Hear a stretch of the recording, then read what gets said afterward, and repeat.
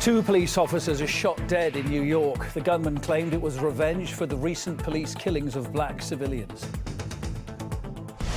And more of the week's top stories. Black Tuesday, the ruble nosedives, suffering its worst single-day drop in over a decade. Also from the week just gone, the two bloody sieges which shocked the world this week. Over 130 children were butchered by Taliban militants at a Pakistan school. That came a day after two hostages died in Australia after a supposed lone wolf Islamist attacker seized a cafe there.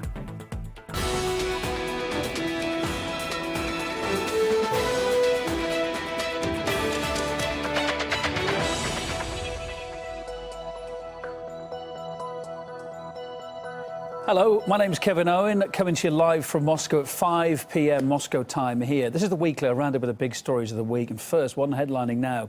Two New York police officers have been shot dead in their patrol car in what appears to be a vengeful execution. They were ambushed and shot at point-blank range.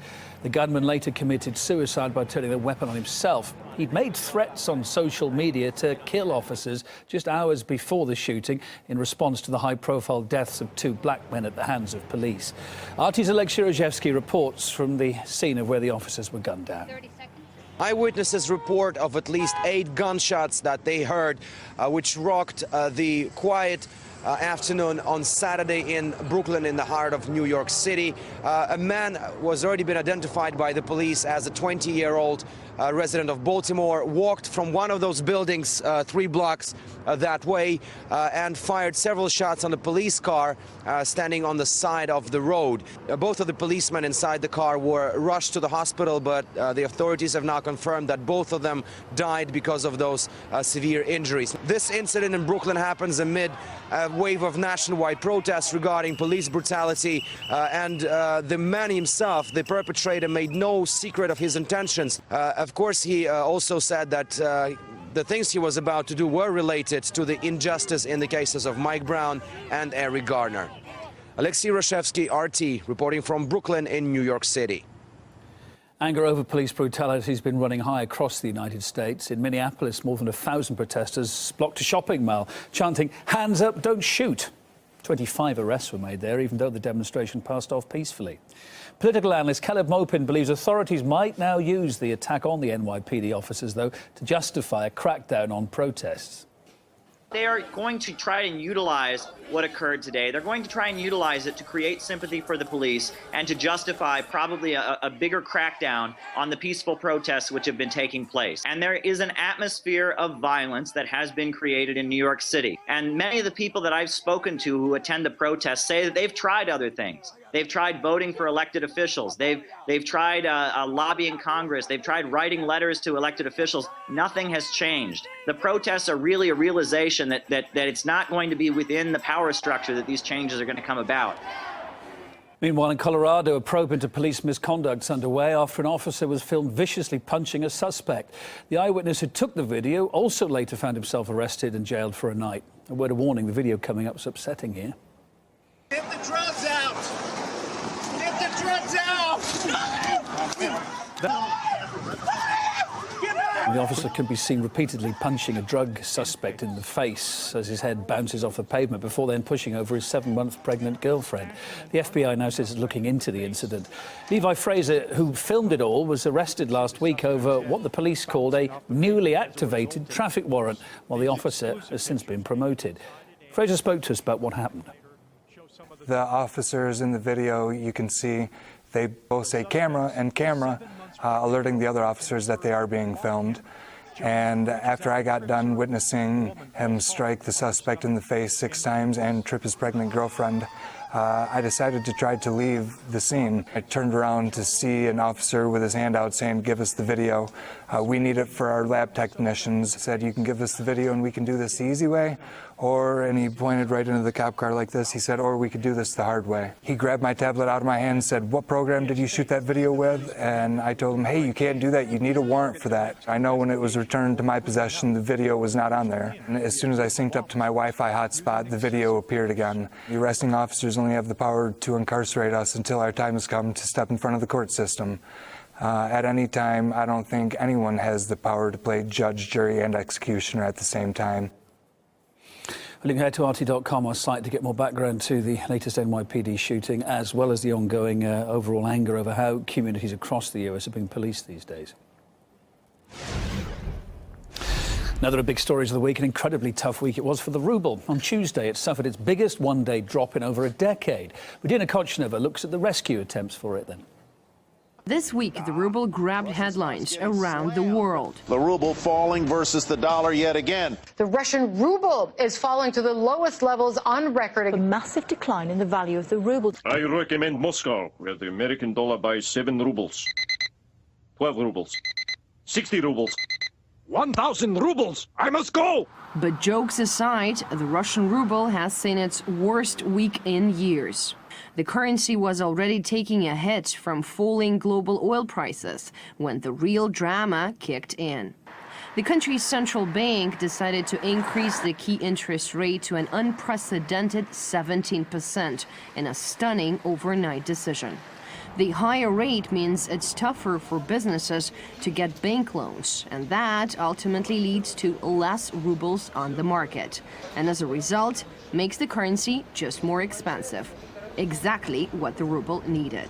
I know that the decision to raise interest rates to 17% has been very controversial, but the fact is that does help to curb speculation. It becomes very costly to speculate against the ruble when you must pay 17% annually in order to do so. It kind of forces speculators to think a bit longer term.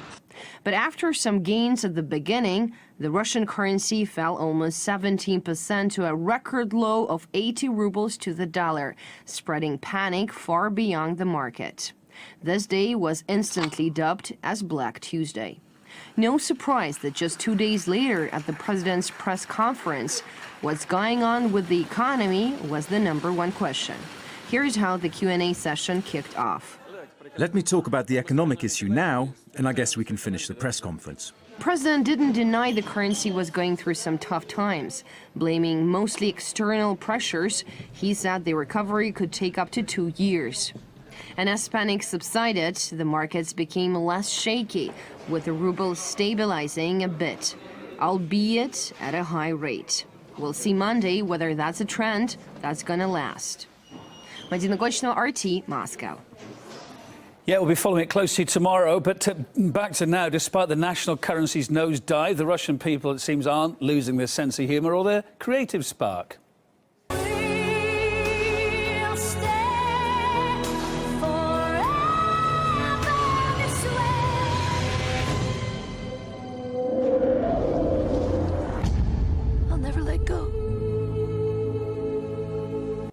That little bit of ironic animation gathering about 500,000 views on YouTube. And, of course, plenty of funny pictures have emerged on the web as well, like this one. Officials trying to hang the embattled currency on the wall like a picture, making sure it hopefully sticks up there. Or this one, where the euro and the dollar make a wish on the falling ruble like a shooting star. How whimsical.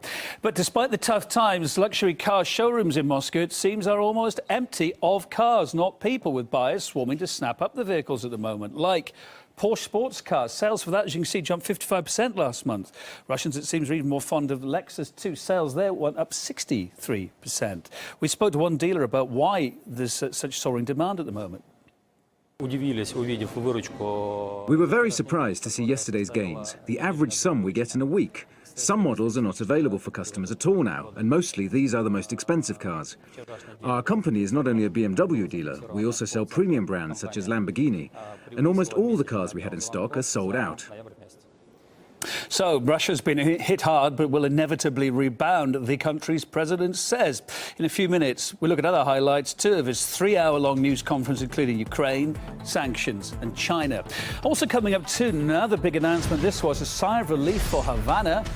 What a headline this was. Washington about to ease diplomatic and economic sanctions after half a century of blockade, admitting that said sanctions just didn't get anywhere. It didn't work. This week's school slaughter in Pakistan forced the government to lift the moratorium on capital punishment. On Tuesday, Taliban gunmen burst into a military school, shooting indiscriminately, killing more than 130 children and 9 staff. Some of the video coming up's upsetting here. We hid under the desks. They shot dead our teacher and burned her. After some time, army commandos came inside and rescued us.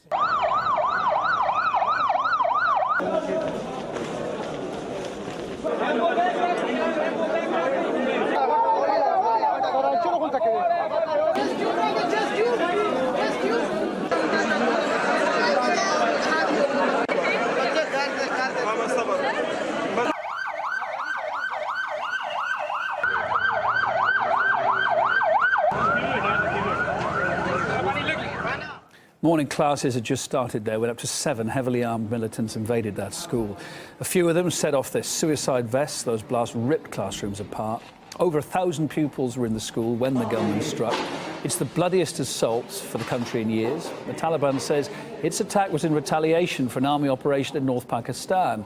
Some say, though, the group deliberately picked the most vulnerable target. We know that the US has had a policy of drone attacks, and over the last 10 years, since 2004, we've seen over 3,200 Pakistanis killed by drone attacks, and some estimates are that those drone attacks are less than 2% accurate. So I think direct military conflict is only causing increasing tensions and increasing extremism and radicalization. This is a soft target on children, which they knew that people would find horrific. It would traumatize them, and it has sent shockwaves across Pakistan. Across the world, in fact. The Taliban have been threatening for a while now that there will be repercussions. Attack is a retaliation, in fact, to the attacks on them and their tribal leaders in the northern regions. The school massacre in Pakistan came a day after another hostage drama thousands of miles away in Sydney, Australia.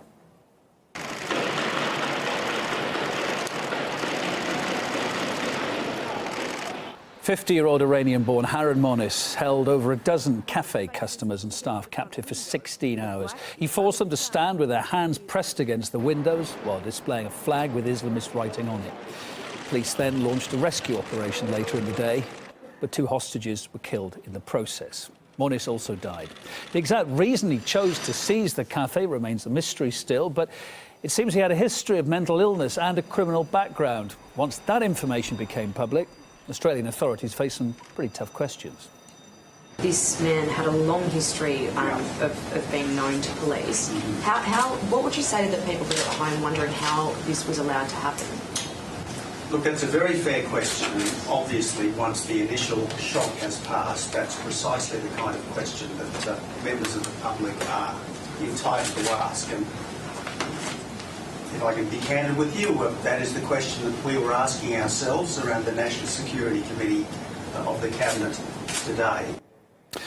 Harun Monis did indeed have a rather checkered history. He referred to himself as a cleric, but in fact he'd been shunned by Sydney's Muslim community. No links have been found with any jihadist groups, but Monis was known to lash out against Australia's part in the Afghan war and even had sent some hate mail to veterans. Political science professor Max Abrams says that his growing record should have tipped off the authorities. I don't think that the countries can be blamed for not accounting for every single crazy, what we call lone wolf terrorist. Although in this case, it does seem like perhaps the authorities should have been more suspicious of him. He has a long history of criminal offenses, including being a sexual predator. He's been an open advocate online for the terrorist group Islamic State. And a number of jihadists have come from Australia, and so the notion that there might be some terrorists hiding within the population isn't particularly shocking. After the break, Palestinian efforts to become a recognised state. Stay with us.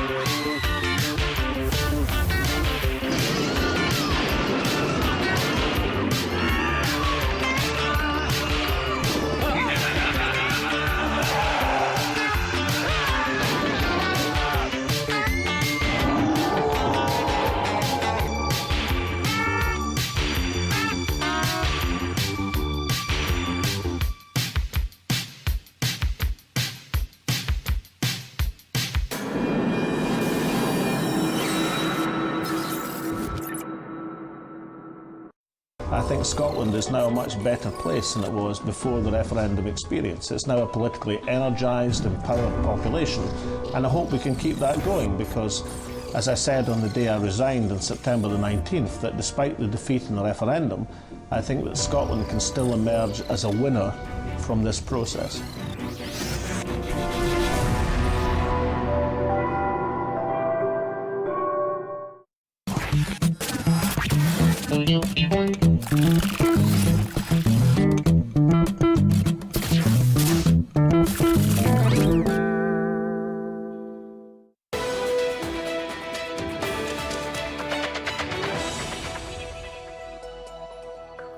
Hello again, 5:15 here in Moscow now.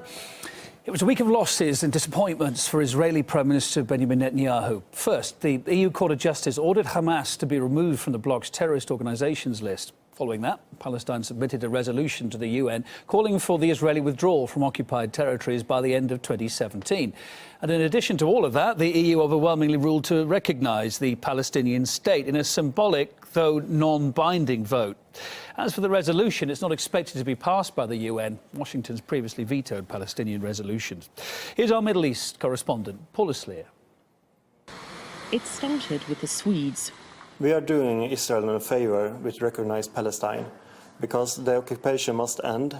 Britain, Spain, France are among those who have followed suit with symbolic motions. In doing this, we don't say there's an alternative to peace talks, but we do say this can be an impetus to advance peace talks, and most of all to advance peace. And the Palestinians say it's the only way to end Israeli aggression, especially just days after the death of a high-ranking Palestinian minister. If the bill is approved, then we're going to move in the direction of Palestine's accession to other UN agencies and conventions and protocols, including the International Criminal Court. But not so fast. Just as it has done many times before, Washington is likely to veto the motion. And although the US risks isolating itself internationally and alienating Muslim allies in the fight against ISIS, Israelis are betting on this. Israelis are criticizing the Europeans for dictating to them while ignoring the very real security threats facing this country. Israeli Prime Minister Benjamin Netanyahu warns that the proposal will lead to Islamic extremists inside the country. He's convinced Hamas will eventually rule a future Palestinian state, urging supporters of the bill to pay heed to the organization's extremist character. Abu Mazen is breaking the rules in Israel's mind, waging a diplomatic war, trying to make Israel or force Israel by international mechanisms to declare Palestine's independence. This is something which is not acceptable by Israel. The resolution calls for Israel to withdraw to pre-1967 borders, a historic chance to put Palestine on the map. But first, the UN must be won over. Paul Islear, RT, Tel Aviv. Always a whole host of great stories online on our web team, rt.com, to entertain and inform you, hopefully, like these. The catastrophic zone that hopes to host Olympic venues. We're talking about Fukushima there. Japanese officials are optimistic that Fukushima will, despite everything that's going on there, play a central role when the country hosts the Games in 2020. RT.com explains why they don't think radiation will be a problem. Interesting read that's going to be. And these are the final 10 minutes. Great pictures, too, of Orion's test flight before its final splashdown in the Pacific Ocean. If you've not seen that one, it's worth a look. RT.com, we've got the full video.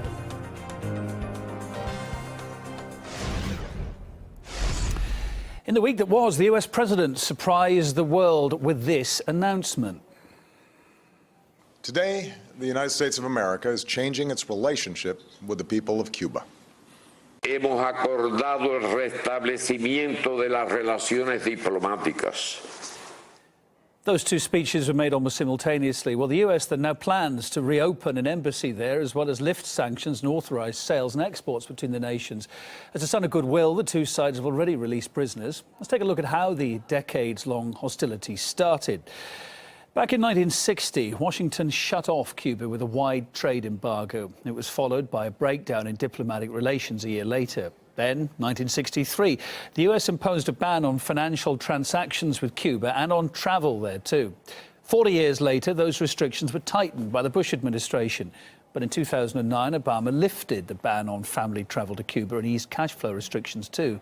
RT's In the Now talked to lawyer and political author Eva Gollinger in the week about America's change of heart now on Havana.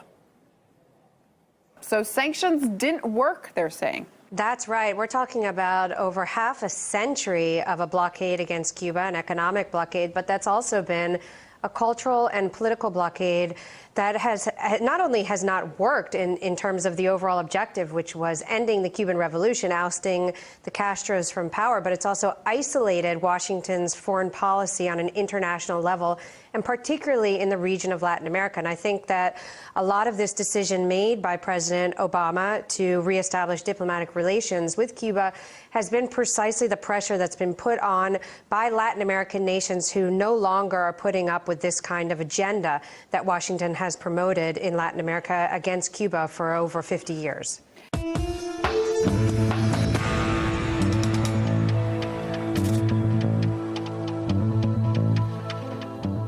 So then, while the US has admitted that sanctions didn't work with Cuba, it's nonetheless still tightening the screws on Russia right now, this time targeting Crimea with an economic embargo. Vladimir Putin in the week said during his marathon news conference that Russia is being punished for wanting to be independent. There's analysis of what the sanctions aim to achieve in venture capital with Katie Pilbeam later today. The economic situation in Russia, of course, dominated Putin's Q&A session, and the president blamed the trouble on external factors like oil and gas prices. He also touched on the cooling relations with the West, too, saying that that process had been going on since the Berlin Wall fell. He praised the growing partnership with China as well, claiming that together the two countries can bring stability to the global stage. And when the conflict in Ukraine came up, Putin also in the week said that Moscow is ready to mediate peace talks there. We spoke to Mary Dejevsky, she's columnist for the Independent newspaper in Britain, who doesn't think that pledge, though, will be taken seriously in the West. Outside Russia, there is, and in the European Union and in the United States, there's a very strong belief that Russia actually controls what's going on in the East. I didn't get that impression from Putin, and it's not been my impression for quite a long time. But I think the problem is that in the West, that belief is so strong that what Putin said about supporting a political solution and wanting talks and wanting, as a sign of good faith, as exchange of prisoners, of all prisoners, before Christmas and New Year, that this won't be seen as sufficient guarantee of Ukraine's sovereignty and integrity within its current borders as being guaranteed by Russia. In other news, a Russian citizen sentenced to death in Pakistan has been executed. He was found guilty of attempting to assassinate a former Pakistani president. RT Arabic correspondent Tariq Mohiuddin has the details. It's confirmed by the Pakistani officials that Ikhlas Akhlaq was executed among four of accused in Faisalabad jail. He was one of the accused in the attempt on assassinations of the former President General Pervez Musharraf in late 2003. These executions have come after the government of Pakistan have lifted the ban on the executions penalty right after the attack on the army school in Peshawar a few days back. The Russian official and the embassy have been trying for the past few days to have an access to Ikhlas, but they were denied. The only persons were informed a few hours before the executions was the father of Mr. Ikhlas. He was a Russian citizen, lived in Pakistan for a long time. He hails from a Pakistani father and Russian mother. In London, police have removed protesters from Parliament Square. The activists have been demanding what they call genuine democracy. They say the government only looks after the interests of banks and corporations. The rally was organised by the Occupy Democracy movement, and the groups vowed to return to the square every month until the UK's next general election in May 2015. Christmas shopping, Brazil style here. An estimated 1 million people passing through Sao Paulo on the last Saturday before the festive holiday, virtually bring the city to a halt. As you can see, nice weather though. Stores typically close a few days before Christmas Eve, hence the mad rush of shoppers, and an appearance as well of Freddy Krueger. All right, well, that's almost it from me for this hour. I'll be back in 35 minutes. Coming up, though, we look at whether our freedom of choice is really just an illusion. But before that, you may recall a year ago, RT became the first news network to reach more than 1 billion views on YouTube. Well, this last week, we doubled that. We are in the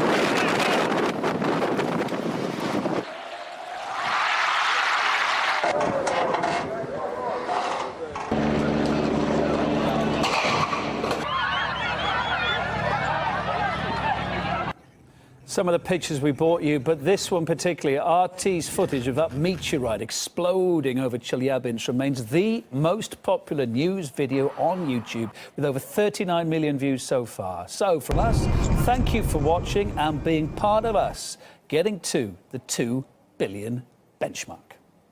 2 billion. Almost 1/3 of those who live on planet Earth. Nearly 1/3 more than China's population, and 6-fold that of the US. The RT family on YouTube. 5 channels, 2.5 million subscribers, 10 million likes, and finally 2 billion views.